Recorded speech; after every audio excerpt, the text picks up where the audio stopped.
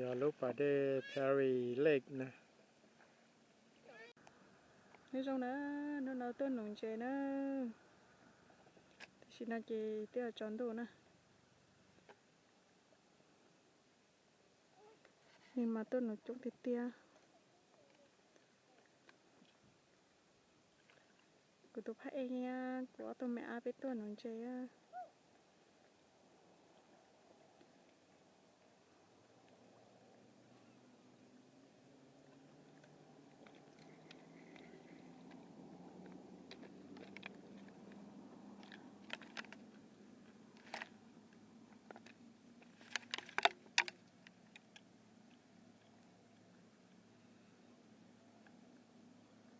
Nó tủ hết hả?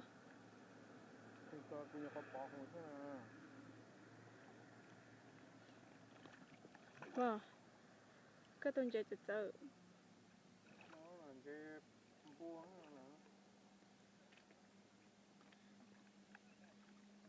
Phải lúc cơ ơi nhở. Chẳng chế nó mà nó khó khó.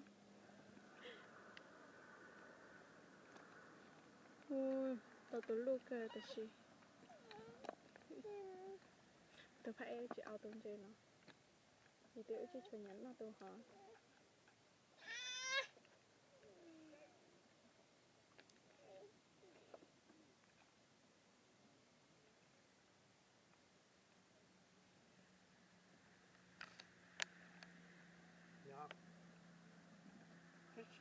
Fishy.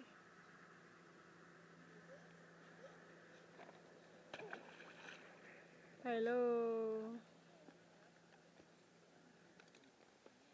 Tôi chọn chơi nó chơi tôi chơi nó tao cho nó.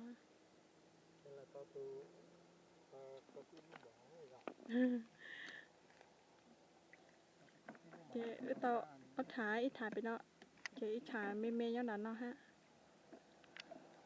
Chơi tôi phụ thầu có mông nè, tí tại nó tí do dị mông tại nó nhỏ chơi ta đấy chơi nó chơi tôn chơi trống chơi hả tôi say đây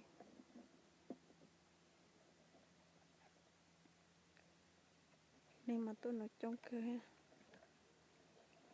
ô thì tên tôi đê tiểu nên nhớ than thò này xin nó chơi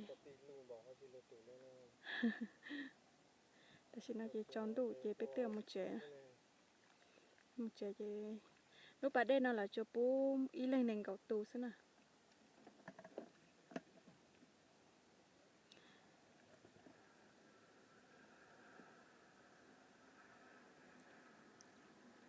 แต่nó giờ tròn đủ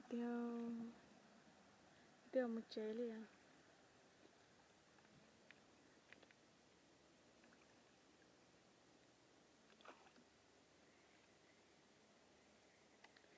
mất khi cho đi nó chơi ít nu là chỉ tua mất cho thong chơi mới bây giờ là tua cô chơi cô chút chỉ nôn chơi liền tôi xí tôi phải ăn nấu